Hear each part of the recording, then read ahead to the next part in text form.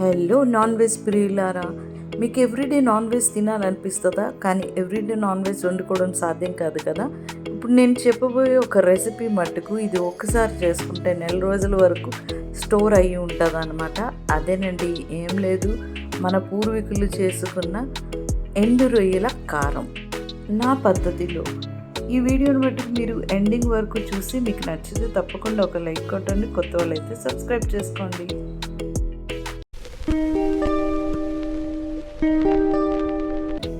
ముందుగా ఒక కప్పు ఎండు రొయ్యలు తీసుకోండి. ఈ రొయ్యలని ఒక పెద్ద బౌల్లో వేసి వాటర్ వేసుకొని శుభ్రంగా కడుక్కోండి. ఇది ఒక 2-3 సార్లు కడుక్కుంటే అందులో ఉన్న ఇసుక అంతా వాటర్లోకి వచ్చేస్తుంది. అప్పుడు ఆ రొయ్యల్ని చక్కగా ఒక కాటన్ క్లాత్ మీద వేసుకొని ఆరబెట్టుకోండి. ఇది ఒక 1 or 2 hours ఆరబెట్టుకుంటే ఆ వాటర్ అంతా కూడా ఆ చెమ్మ అంతా పోతుంది. ఆ చెమ్మ అంతా పోయిన తర్వాత ఇంతలోకి మనం వేరే ఇంగ్రీడియంట్స్ తీసుకుందాం.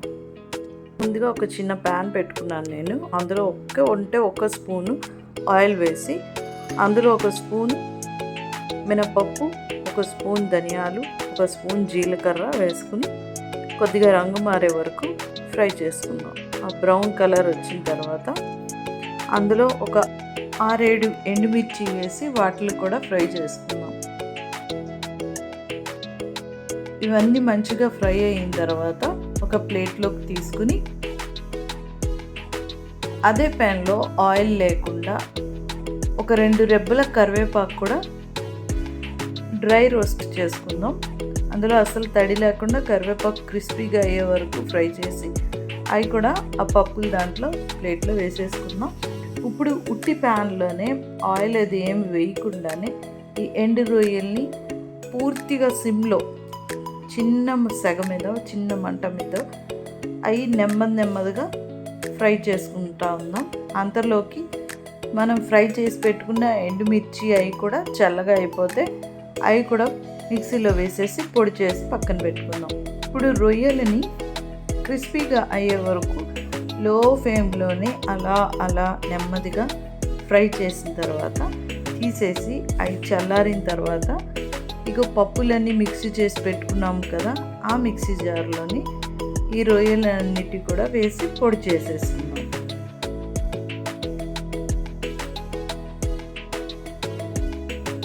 రొయ్యలన్నీ కూడా మెత్తగా పౌడర్ అయిపోయిన తర్వాత ఇందులోకి రుచికి సరిపడా సాల్ట్ యాడ్ చేసుకుందాం.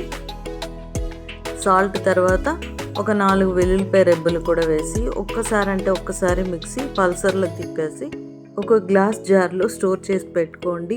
ఈ పొడి అన్నంలోకి, ఇడ్లీలోకి, దోశల్లోకి అన్నిట్లోకి బాగుంటుంది. అన్నంలో అయితే చక్కగా వేడి అన్నంలో నెయ్యి వేసుకుని ఈ పౌడర్ వేసుకుని తింటే స్వర్గం అని అంటారు మా ఇంట్లో అందరూని. మీకు కూడా ఈ వీడియో నచ్చితే తప్పకుండా ఒక లైక్ కొట్టండి. కొత్త వాళ్ళైతే నా ఛానల్ సబ్స్క్రైబ్ చేసుకోండి. Thank you.